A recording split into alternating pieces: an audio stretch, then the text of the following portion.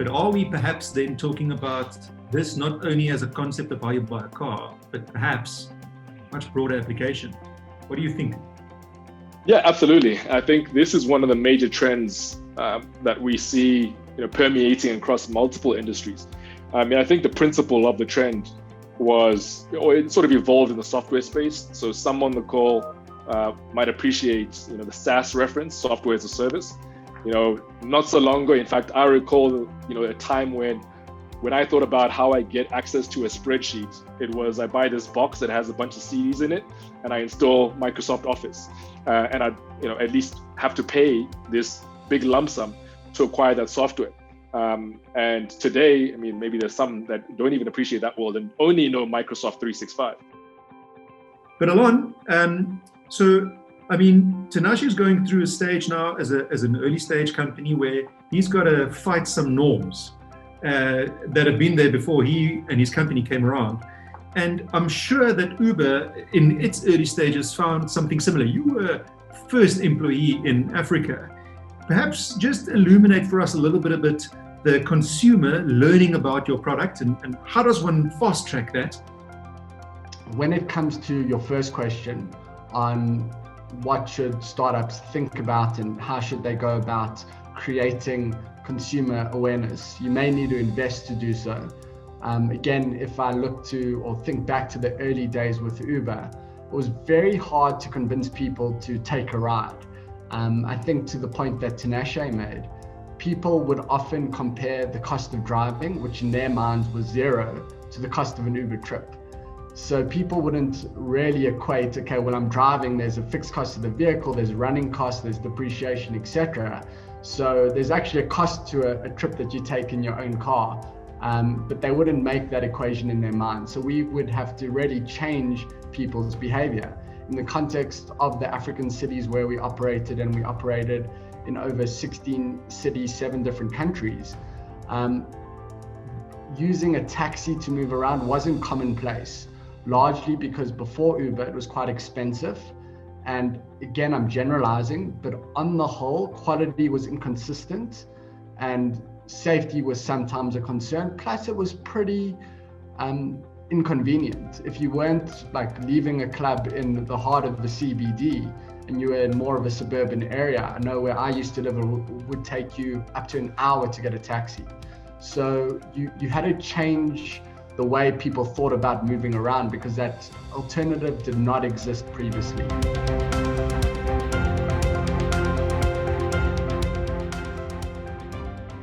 We're going to start off with talking to a founder, Bert, of an exponential organization, Builder, and ask him to lift up the bonnet and go into some of the more unknown depths of Builder so that we can unpack what happens in this type of exponential organization and how do we manage that kind of exponential growth? A couple of very key strategy for us and key learnings that we had in Q1, which was an amazing quarter and set the tone, is it was like a time where the team for the first time has to really pretty much handle chaos and how to do it and how do we make sure that the team is actually very comfortable in doing that. So the first realization for us was hey, we should embrace that chaos. The week were pretty hectic for everyone on the team. So even I was sometimes even asking my co-founder, CPO, or CTO to also help us and handle customer requests, as we're just 2 and it was pretty much impossible to answer customers in the right time. The main goal for us during that time was to regain control and mitigate the risk because the system was not ready to handle that volume. Bunch of processes were still manual. So to us, there was also a very risk of just damaging the brand and experience if we could not under control. So for us was sort of learning was yeah, we should slow down. That's actually what we did. If you've seen the rate of growth between March and April was lower, it's because it was really time for us to slow down and actually increase the size of the ops team, going from 2 to 4 to start really helping us and improving the quality of the service. Red, if I just come back and pick up on the thread that Justin has put out there as regards distraction, product fit, like in insurance, I mean, there's a million different types of product innovations that one can do. And of course, once you've got capital, the allure of investing in a variety of other, perhaps non-core revenue streams must be quite tantalizing. How do you keep your discipline? Yeah, so we haven't got it always right, Willem. That's for sure. And I guess another point is Justin, the 20 billion euro of capital funding is just like, wow. Like I could naturally, that's not where we play. But Willem it's been a constant, I guess, balance between not letting up great opportunities and not dreaming for growth and trying to focus on the flywheel and making sure what we have in front of us is growing as well. And there's been some nice debates at leadership levels, at board levels, of things that we've put on the back burner and not always agreed on. But I guess it's having the ability to try and assess the opportunities and count them against each other and understand the focus risk is probably the biggest element, and then naturally capital. But I think if the opportunity is right, the capital can flow. It's at what cost the capital come in. So we really focused on how much focus risk is there with this new opportunity, and really try to create a structure around us, a growing structure to create more and more time. Can you maybe talk to us behind the scenes? Because that's what the consumer sees, but what's it like on the inside, system-wise, inside of an exponential, chaotic Uber company? It's still chaotic. I think what Travis Kalanick and Garrett, the other founder, did really well was focus on two things. One is the product market fit, and by that definition, you focus on the product. So the customer-facing interface was always the most optimized thing in the business. And the second thing was having enough capital to grow. One of the things that it pioneered was the ability to raise insane amounts of private capital. They were pretty much the first to put more than $1 billion on their balance sheet from private equity raises, and the guys went on to raise a total of $20 billion in private capital. So, and that fed the machine. So product market fit and then being capital proficient, I think was where it's at. But behind the curtain was always this need to catch up. I think if you're looking at this with an investor lens and even a founder lens, you need to be comfortable with chaos. And you need to find the one thing to optimize. So when there's this miasma of chaotic events, you know where to center yourself at every point. And then just focus on that, because you will get lost, you will get off the path. And chaos is the nature of these things, and that's not bad. Like, in chaos comes creativity. These exceptional tensions create these breakthrough moments.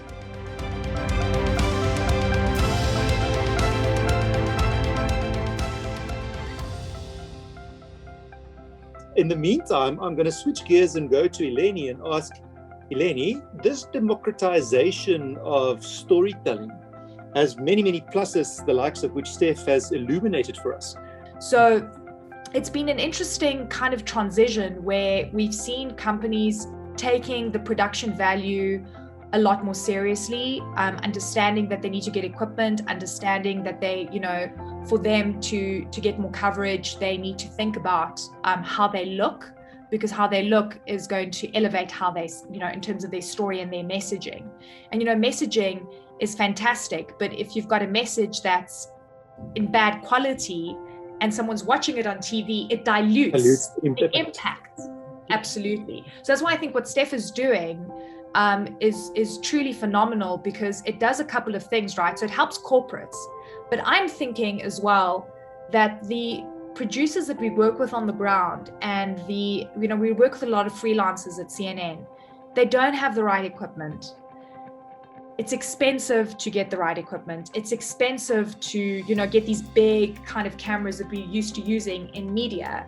And if you can democratize, firstly, the kind of equipment, the infrastructure that you need, you can help firstly upcoming journalists, you can help freelancers, you can help production companies, and then you can obviously help corporates.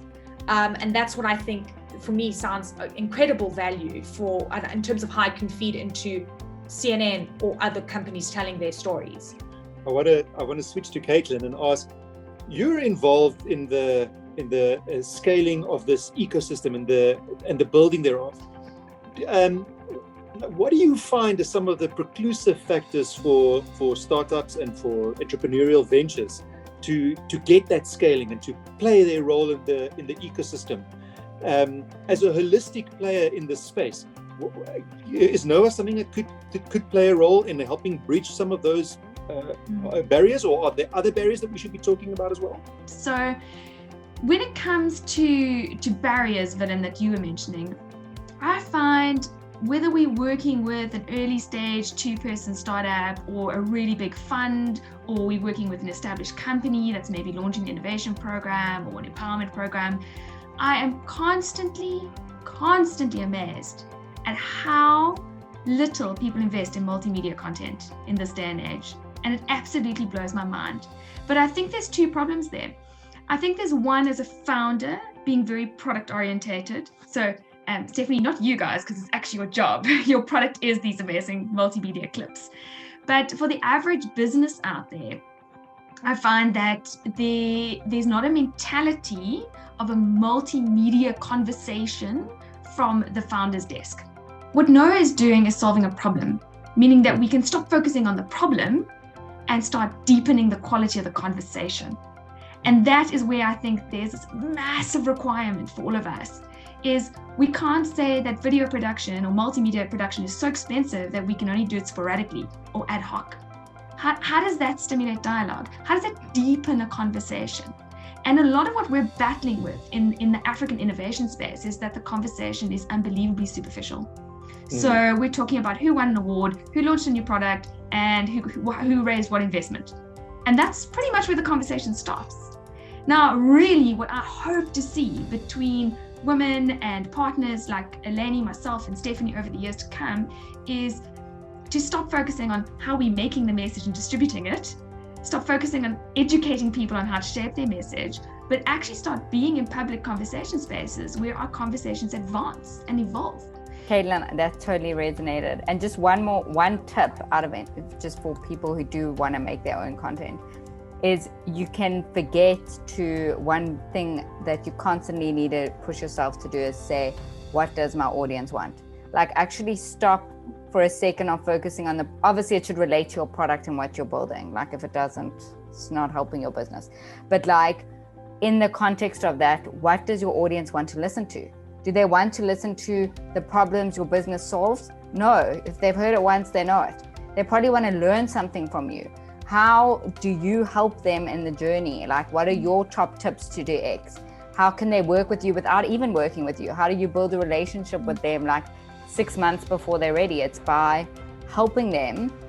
And as soon as you change your mindset to how do I help people through my content and not how do I market myself and get millions of followers? Yes, or sales, because that's usually the reality. And people want to go on air. And the first thing the journalists or the radio stations will say is, I like what you guys are doing, but how does this benefit my audience?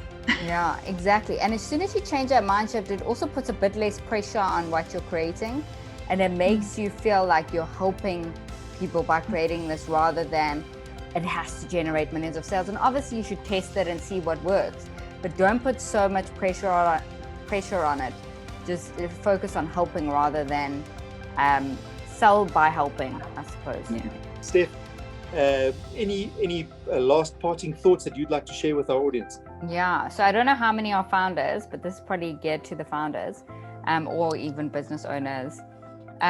One thing is, in your specifically content creation, I think we spoke a lot about it, but I think it's important to get help from people when you don't know how to do something. I think as founders, you always think, oh, I'll figure it out, I'll just watch something. I found the biggest value add is me asking my network who the best person to speak to 3 of them, get the answer, and then do it. Obviously, at some point, you need to make your own decision and have your own gut feeling, and you should have an opinion on things. But I think Simple Capitals, I leverage them all the time for support. And if anyone wants to find out anything about content creation, I mean, I'm happy to just have a chat also. So I think never work in isolation. It's like 10 times faster to just leverage your community and people who are actually good at it to help you.